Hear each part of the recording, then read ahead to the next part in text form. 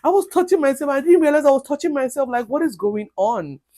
That point in time, I was still scared. I was terrified. I was still screaming and screaming.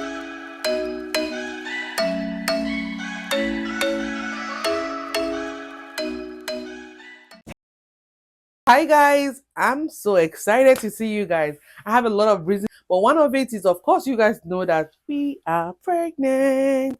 Yes, we are having a 2025 baby. I finally did something that was keeping me away from announcing this pregnancy with you guys, and that's called cyclage.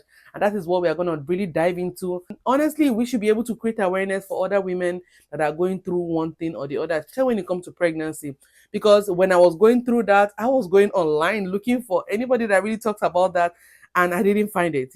I only checked on YouTube, I heard about it, but most people just teach about it, but nobody really have that experience, like gave an in-depth experience about it. And that's what I'm about to give you guys right now, because I've experienced it firsthand. I did it with my son, and I just did it with my second baby. So I'm just going to dive into this and tell you guys my story, how I got the cyclage and stuff like that. So if you are really, really, really interested in this topic, stay right there. I promise you, it's gonna be educative. Even if it's not for you, it's gonna be for someone that you really know. Okay? Please don't forget to subscribe, give me a thumbs up, comment, like, and share. We also have other, stuff that we have to do before this baby actually come, and I'm gonna take you guys right there. But in the meantime, let's go into this topic of cyclage. Public service announcement. I am not in the healthcare field. I'm not a professional. I'm not a healthcare worker. I'm nothing. Everything I'm going to tell you guys in this video is just a personal experience I've had. I ask them questions whenever they are doing something on me. So whenever I ask them, the things they tell me is what I'm going to tell you guys. Welcome back to my channel. I was discussing this just very recently with a friend of mine. I was telling her the process and the procedures I had to go through every time I get pregnant in order for me to be able to have my baby to full time. And she was shocked. She's like, "Oh, I never heard about that. I have a sister-in-law that went through like series of stillbirth, because I call it stillbirth because it's not something that just go out like when you're 3 months. It actually just gets to like 5 months, sometimes 6 months, and the baby just go." So she was like, "Oh, I had a sister-in-law that went through the same thing, and at some point she just got tired and stopped trying." I realized that some women are not really aware of this, and everything really depends on your location, like where you are. I'm saying this because I come from a place where I feel like healthcare for pregnant women are not really taken seriously. So let's talk about cyclage. This is the process I have to go through every time I get pregnant. That's why when I see people in my comment section always saying, "Oh, give him a big brother or give him a sister," I know it's coming from a good place, but honestly, the thought of getting pregnant is very scary to me. I feel like every time somebody tells me congratulations when I tell them I was pregnant, I don't take it seriously, because in my mind I'm like, yeah, it's very easy for me to get pregnant. I have friends that I've been trying, and they be like, "Oh, you're so lucky you get pregnant whenever you're ready." Yes, I get pregnant whenever I'm ready, but the question is, do I keep that pregnancy to the end? That is a very big question. Like, I feel like pregnancy is not really so hard for us. Thankfully, by the grace of God, not our own will. Every time me and my husband tell ourselves, "Oh, we want to start trying today, this month," that month we get pregnant. But getting pregnant was not the problem. The problem is, can you keep the pregnancy? But when I relocated to this place and I made my OB, I explained to them everything that happened with me, and they just told me, "Oh yeah, you need a cyclage."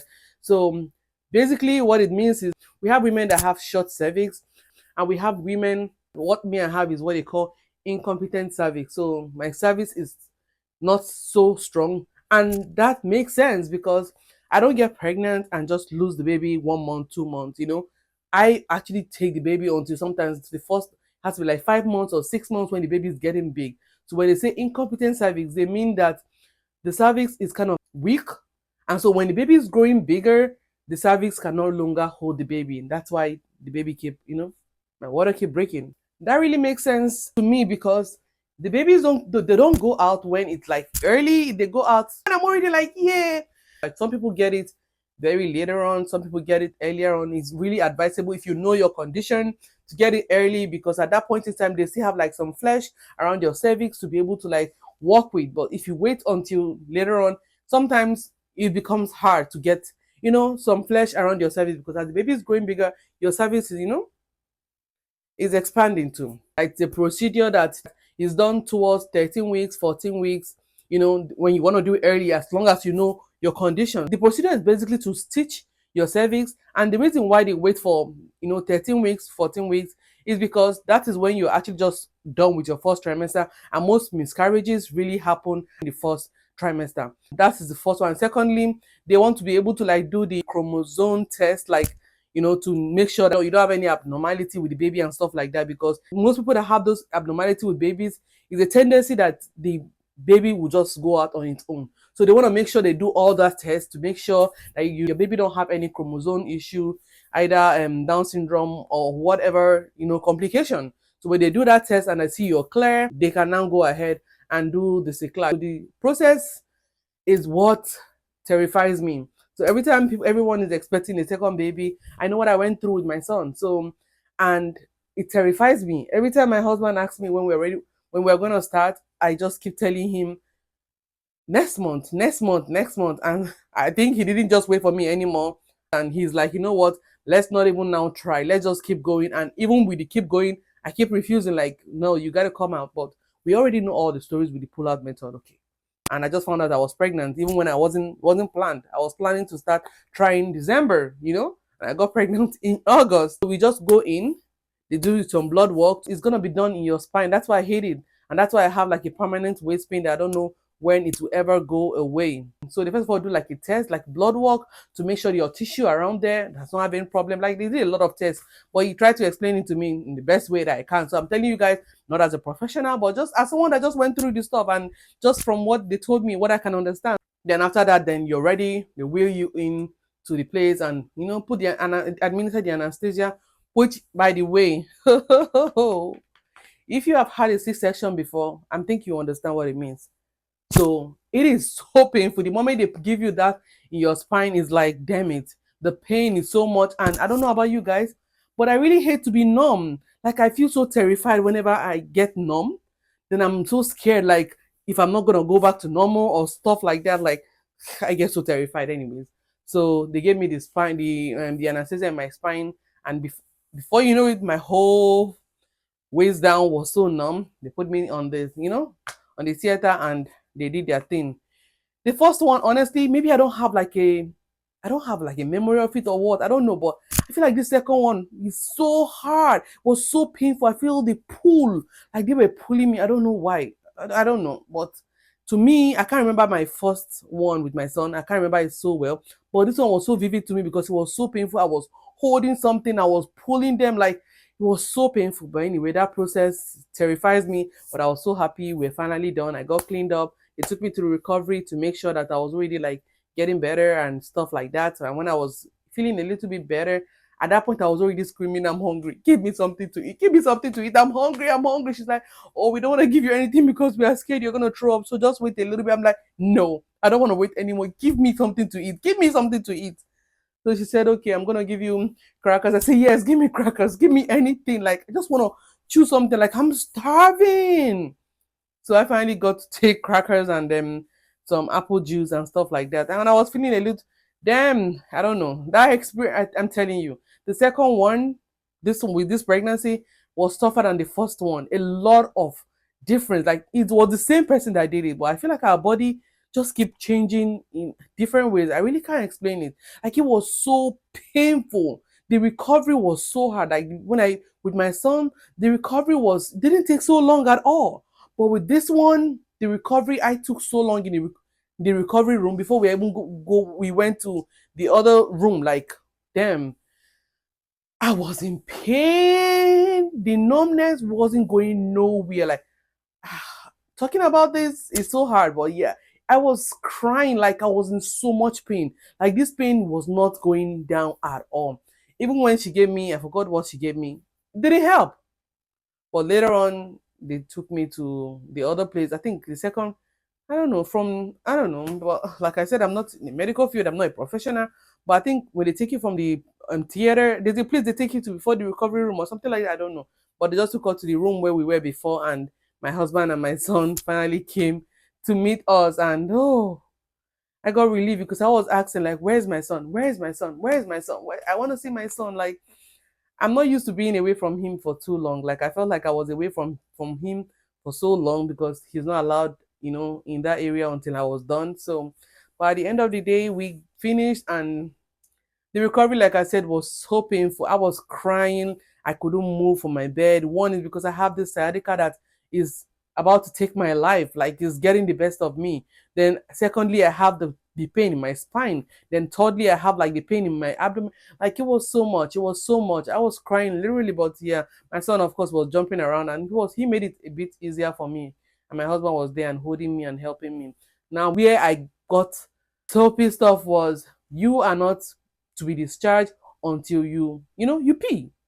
And the first one, it wasn't so long. I went to the bathroom and I peed and they let me go. But this one, I'm telling you guys, because our body, I don't know, there's something with our body. Like they just act whenever they want to act. They act so differently. This one, the pee wasn't coming. So she was like, okay, maybe you should go to the bathroom. Let's go to the bathroom. And maybe if you sit, it's going to come out. And the most terrifying incident happened. So she helped me. We went to the bathroom. She's left me there. She's like, okay, you're gonna try and pee. We're gonna wait for you outside. And guys, I was crying like a baby. First off was the pee wasn't coming out, but that was not the issue. I was touching down there, but I didn't know I was touching down there. Around those area down there, they were so numb. I was touching it and didn't realize I was touching it. Nothing was coming out. I was trying to pee, and it looks like I was trying to do number two. Like the way I was like, the pee wasn't coming. And then I started screaming. And the nurse came and said, what is going on? I'm touching down here. And it doesn't even feel like I'm touching. Like everything is so numb. Like I can't even pee. So she said, oh, you have to calm down. You don't need to panic. That sometimes it's like that they need to go get ice, water, and stuff like that to put it there to like wake it up. Oh my God. I'm like, wake it up. Oh God. So they went and brought the ice and they were pouring the ice, pour the ice, pour the ice. It wasn't waking up. I was no. Okay, so I told them, you know what? I'm not gonna stand up for me until I pee because I want to go home.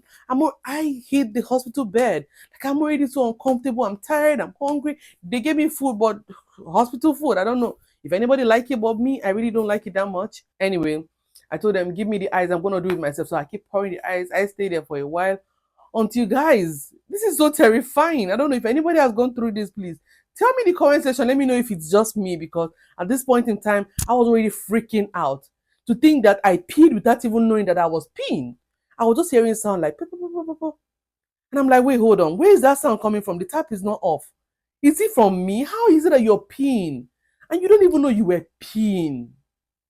I screamed again and she came. I said, I'm hearing like some sound, but the tap is not on. She said, you're probably peeing. And how is it I'm peeing without knowing I'm peeing? She said it's normal. Sometimes some people even pee on their body. Guys, as I'm talking to you, my abdomen, I couldn't stand anymore. And she said it's because I have a lot of pee in my bladder. So if I don't empty it, I couldn't stand. My whole bladder was so painful. So she said it's pee that I'm gonna feel better if I was able to pee. But I couldn't pee more than that little drop that I found. But she's like, okay, as long as a drop even came out, then I think you recover at home. Because at this point, the place wasn't meant for like an overnight hospital visit. It's just for a period of time. So they were already about to like close, and pee wasn't coming. But thank God, the drop that came out, she said, as long as we have a little bit of drop that came out, I think you are good to go. You will be recovered at home. But whatever it is, make sure to give us a call. They told me how to take care of myself and stuff like that. Self care. Don't put your hands around that area. Don't wash with anything. They just gave us a booklet to like read, which I already, of course, like I said, I did it with my son, so I already am familiar with stuff like that. So yeah, that was when we came back home.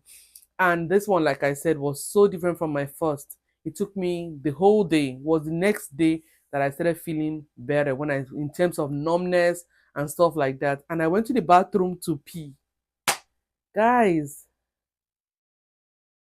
I set a timer. And the reason why I did that, and to think that I didn't set the timer early. So I was peeing. And this pee wasn't stopping. Damn, I had no idea my bladder was filled with so much urine. Immediately, I set my timer. I already started peeing, bear in mind, it's just because it wasn't stopping. I'm like, what is going on? Then I set a timer. Do you know how many minutes I peed? I peed for 2 minutes, 15 seconds. That was after I started recording. So if I want to put together before I even started recording, I think I'm gonna say I peed for almost 3 minutes, 30 seconds. Like God, that was the longest pee of my life. It was coming. He wasn't stopping at all. I'm like, God, I screamed and I called my husband. I said, I'm still peeing. Like the toilet seat is gonna get filled with my pee. So he started laughing. But yeah, that wasn't funny. So I had no idea that that was the thing that was making my lower abdomen to be so painful. My husband had to be the one to always help me when I'm about to stand up because I couldn't stand up, right? I couldn't even move. I had no idea it was my bladder that was full. And because of how numb that area was, I couldn't use the bathroom. So I peed for a very long period of time. And when I was done, I'm like, oh, do I even still have any water left in my stomach at this point? Talking about this right now, it kind of makes me feel good, you know. My son, the cyclage was cut 37 weeks, and I was thinking he was going to come out almost immediately. We prepared everything, and I was waiting for, for the water to break, but he stayed up there until 39 week, and we had to be induced, and of course, the rest is history because we ended up being induced and wasn't dilating further than 3 centimeter, and we had an emergency C-section. So he stayed up almost till the 40th week because I'm shocked. I thought it was gonna like slide out the moment you cut it open, but yeah, he surprised me. So it all really depends. But at that point in time, you are sleeping peacefully. Whenever I'm walking around, I know my baby is secured. So that is the benefit and the advantage. So I'm gonna tell you guys, if you have been in situations like that, I don't know where you are, but I think you should talk to your health professional. Ask them about cyclage. They should do like an examination for your cervix to see the kind of cervix you have, and if you require it. We have women that towards 27 weeks they have what they call emergency cyclage because their babies there threatening to come out, so they will still put you in the theater and they will sew you up. So it really depends. If you're aware of your situation just like me, it's just better to do it early, when you still have a lot of space down there to be able to stitch it. But if you're not aware of your situation, and most people are not really aware of their situation, if you're not aware, then I would say always make sure to discuss stuff like this with your healthcare providers. Like, don't be afraid to like ask. So you can ask them when you feel like your baby is about to drop out or you'll be having that issue wherever the country you are. I think it's better to ask them about cyclage. Maybe they'll be able to like do an examination for your cervix to be able to like determine if that was the issue and if you will get a cyclage done, because then that was the only time I get happy whenever I'm pregnant. So I didn't announce my pregnancy all along because I was waiting to actually get this class. And the moment I got it, I'm like, you know what? I'm about to tell my online family because them hiding the secret from you guys. You guys haven't been seeing me. My videos, I just keep making only videos of my son. And even when I make the video of both of us, I make sure to wear like double, like triple sometimes to hide my stomach. And yeah, so I just wanted to tell you guys, yeah.